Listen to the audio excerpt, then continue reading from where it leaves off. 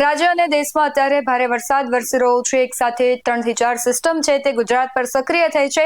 તેની અસર ભારે દક્ષિણ ગુજરાત અને મધ્ય ગુજરાતના ભાગો છે તેમાં દેખાઈ રહી છે। છેલ્લા 24 કલાકમાં ઘણા બધા એવા વિસ્તારો છે કે ત્યાં ભારેથી અતિ ભારે વરસાદ વરસ્યો છે। નદી નાળા છલકાયા છે।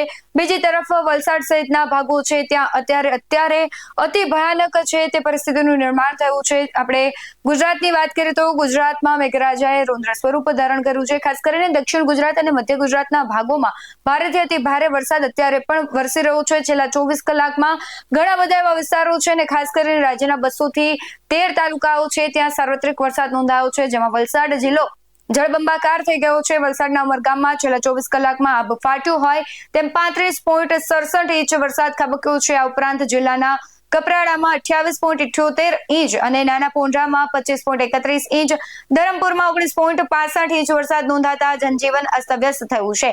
જ્યારે આજે એટલે કે 23 જુલાઈના રોજ માત્ર 2 કલાકમાં ઉમરગામમાં 7 ઇંચથી વધુ વરસાદ નોંધાયો છે। ઉત્તર ગુજરાતની વાત કરીએ તો મહેસાણા, પાલનપુર, સાબરકાંઠા અને અરવલ્લીના કેટલાક ભાગોમાં આગામી 48 કલાક દરમિયાન ભારેથી અતિ ભારે વરસાદની આગાહી કરવામાં આવી છે। આ ઉપરાંત અમદાવાદ અને ગાંધીનગરમાં પણ વરસાદની શક્યતા વ્યક્ત કરવામાં આવી છે। શહેર વિસ્તારોમાં પણ ભારે વરસાદની શક્યતા અમરલાલ પટેલે આગાહી કરતા કહ્યું છે કે અમદાવાદના પૂર્વ વિસ્તાર અને ગાંધીનગરમાં ભારે વરસાદ પડી શકે છે, જ્યારે અમદાવાદના પશ્ચિમ વિસ્તાર તેમજ શહેરી વિસ્તારોમાં પણ ભારે વરસાદની શક્યતાઓ છે। આ શક્યતા મુજબ અત્યારે વરસાદ આવવાનો શરૂ થઈ ગયો છે। ખાસ કરીને સુરેન્દ્રનગર અને સૌરાષ્ટ્રની વાત કરીએ તો સુરેન્દ્રનગર જિલ્લામાં પણ વરસાદ થવાની સંભાવનાઓ વ્યક્ત કરવામાં આવી છે। સૌરાષ્ટ્રની વાત કરીએ તો ઉત્તર સૌરાષ્ટ્રના કેટલાક વિસ્તારોમાં ભારેથી અતિ ભારે વરસાદ પડવાની શક્યતા છે, જ્યારે રાજકોટ અને સુરેન્દ્રનગર જિલ્લામાં પણ વરસાદ થવાની સંભાવના વ્યક્ત કરવામાં આવી છે।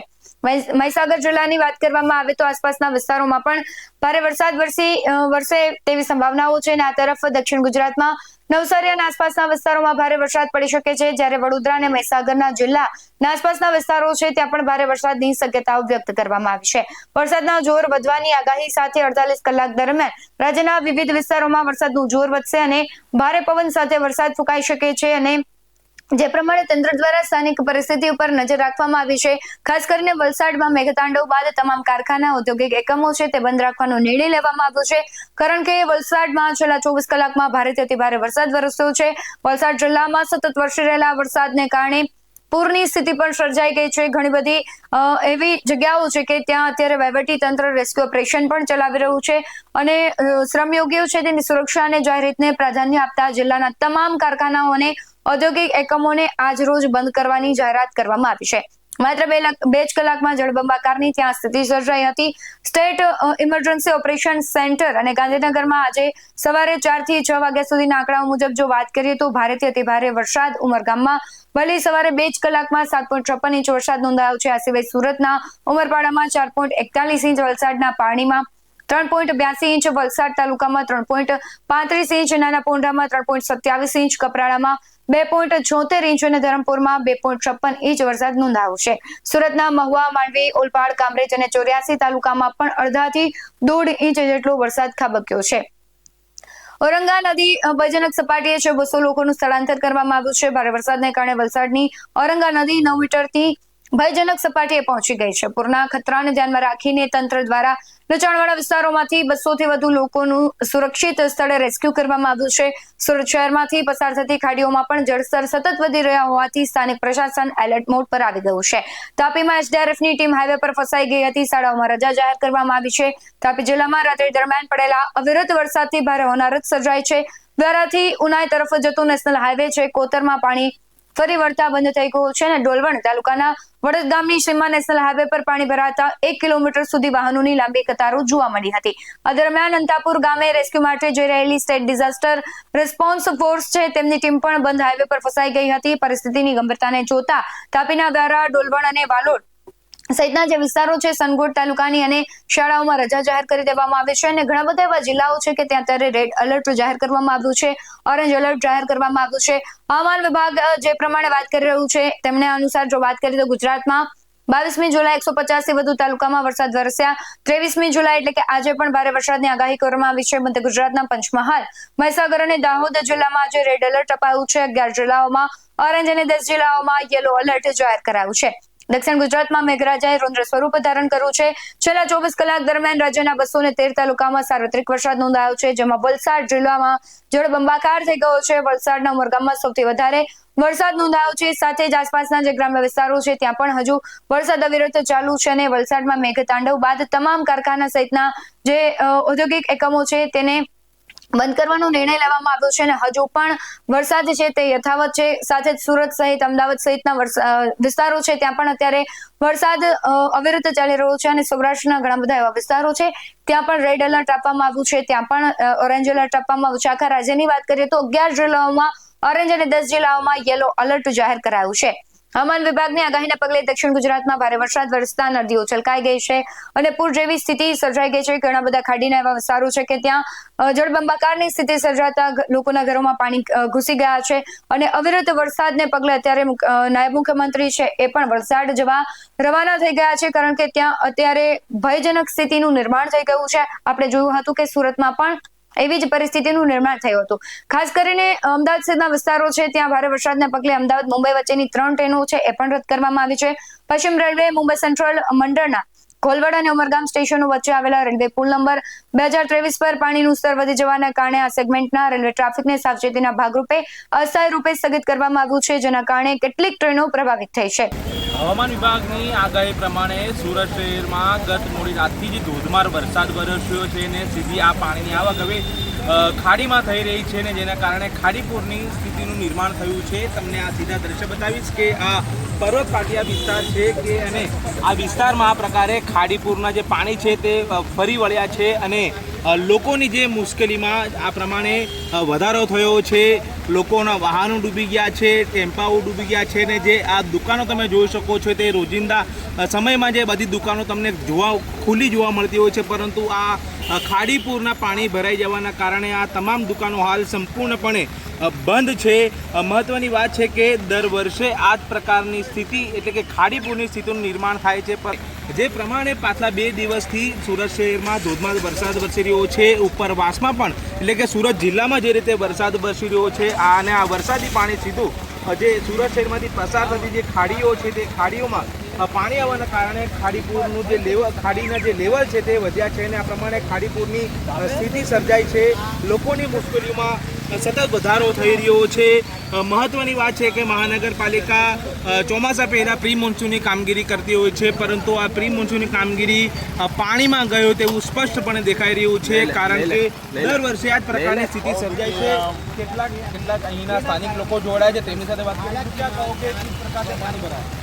बहुत ज़्यादा भरा हुआ है। घर के अंदर जाने के लिए हम वेट कर रहे हैं पर नहीं जा पा रहे हैं, बहुत नीचे पानी है। क्या हर बार इस तरह की स्थिति यहाँ पर होती है, तंत्र को महानगर पालिका को क्या कहो? बीजेपी सरकार सबसे थर्ड क्लास सरकार है, कुछ म्यूनसिपलिटी वाले करते नहीं है। તમે દર વર્ષે ટેક્સ ભરો તો પણ તમને સુવિધાઓનો અભાવ જોવા મળી રહ્યો છે। बहुत तकलीफ है सर, इसको सुधार करना चाहिए गवर्नमेंट को। જો ચોક્કસથી લોકો તંત્ર સામે પોતાનો જે રોષ છે તે વ્યક્ત કરી રહ્યા છે, મહાનગરપાલિકાની કામગીરી સામે સવાલો ઊભા કરી રહ્યા છે। લોકોનું કહેવું છે કે અમે લોકો દર વર્ષે જે ટેક્સ ભરવાનો હોય છે મહાનગરપાલિકાને તે સંપૂર્ણ ટેક્સ અમે લોકો ભરીએ છીએ, પરંતુ તેના નામે અમને સુવિધાના નામે ફક્ત આ ખાડીપૂરની સ્થિતિ જ દર વર્ષે અમને મળે છે અને આ સ્થિતિમાંથી અહીંના જે ખાડીપૂરના જે અસરગ્રસ્તો છે તેઓને ક્યારે મુક્તિ મળશે તે સૌથી મોટો સવાલ હાલ ઊભો થઈ રહ્યો છે।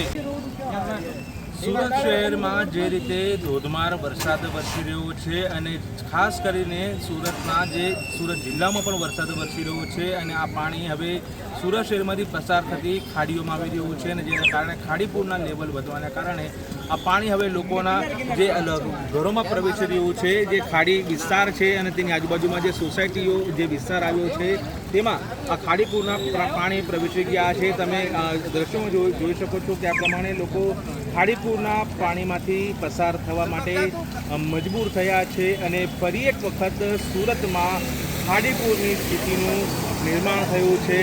મહાનગરપાલિકાની કામગીરી માત્ર કાગળ પર હોય તેવું સ્પષ્ટપણે લાગી રહ્યું છે।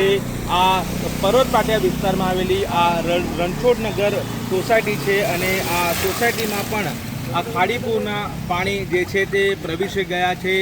લોકોને પારાવાર મુશ્કેલીનો સામનો કરવો પડી રહ્યો છે. લોકો પોતાના ઘરમાં બંધ થયા હોય તેવું લાગી રહ્યું છે, કારણ કે પાણી ભરાઈ જવાના કારણે લોકોના જનજીવન ઉપર માઠી અસર જોવા મળી રહી છે.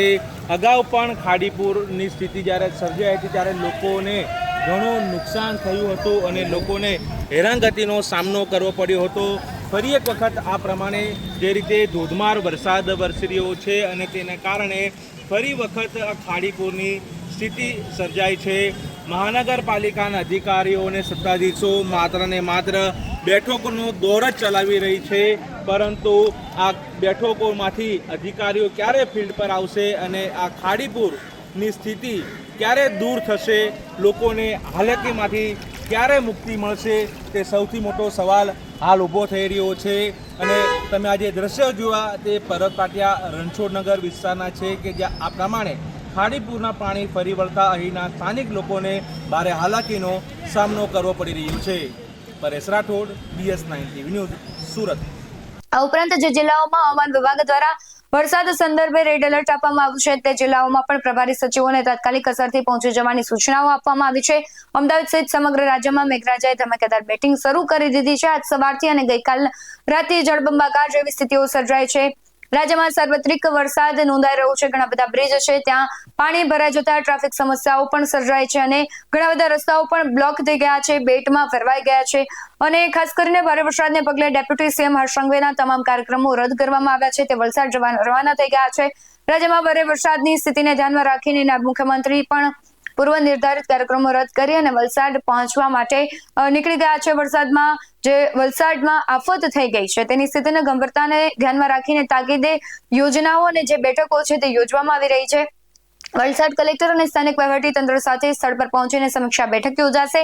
નાયબ મુખ્યમંત્રી હર્ષ સંઘવી 4 વાગે વલસાડ પહોંચશે. આ બેઠક દરમિયાન વરસાદની પરિસ્થિતિ, પાણીના ભરાવા અને બચાવ કામગીરીની વિગતવાર સમીક્ષા કરશે. આની પહેલા પણ આપણે જોયું હતું કે સુરતમાં જ્યારે આખું સુરત છે તે જળમગ્ન થઈ ગયું હતું, એટલે કે જ્યારે પહેલા રાઉન્ડમાં ભારે વરસાદ હતો ત્યારે પણ ગૃહમંત્રી અને જે કહેવાય છે હર્ષ સંઘવી નાયબ મુખ્યમંત્રી તે પહોંચ્યા હતા. હવે આગામી દિવસોમાં હજુ પણ વરસાદનું એલર્ટ આપવામાં આવ્યું છે. એક સાથે 4 સિસ્ટમ સક્રિય થઈ છે. દરિયાકાંઠાના વિસ્તારો સહિત દક્ષિણ ગુજરાત, મધ્ય ગુજરાત અને ઉત્તર ગુજરાતના અમુક ભાગો છે ત્યાં ભારે વરસાદની સંભાવના વ્યક્ત કરવામાં આવી છે. એટલે આગામી કલાકો પણ ખાસ કરીને ગુજરાત માટે ભારે રહેશે, કારણ કે અમદાવાદ સહિતના મધ્ય ગુજરાતના વિસ્તારો, ખાસ કરી વલસાડ, સુરત, તાપીના વિસ્તારો છે ત્યાં ભારેથી અતિ ભારે વરસાદ, હજુ પણ વરસાદ આવવાની સંભાવનાઓ વ્યક્ત કરવામાં આવી છે. એટલે જો તમારા વિસ્તારમાં પણ વરસાદ પડી રહ્યો હોય તો એ વિડીયો તમે અમને અમારા વોટ્સએપ નંબર પર મોકલી શકો છો. બાકી આવા જ વધુ અહેવાલો સાથે ફરી મળતા રહીશું. તો અમે અમારી યુટ્યુબ ચેનલને સબસ્ક્રાઇબ કરવાનું, અમને ફેસબુક અને ઇન્સ્ટાગ્રામ પર ફોલો કરવાનું ભૂલશો નહીં. બાકી અમને અપડેટ્સ મેળવવા માટે જોતા રહો BS9 ન્યૂઝ. નમસ્કાર.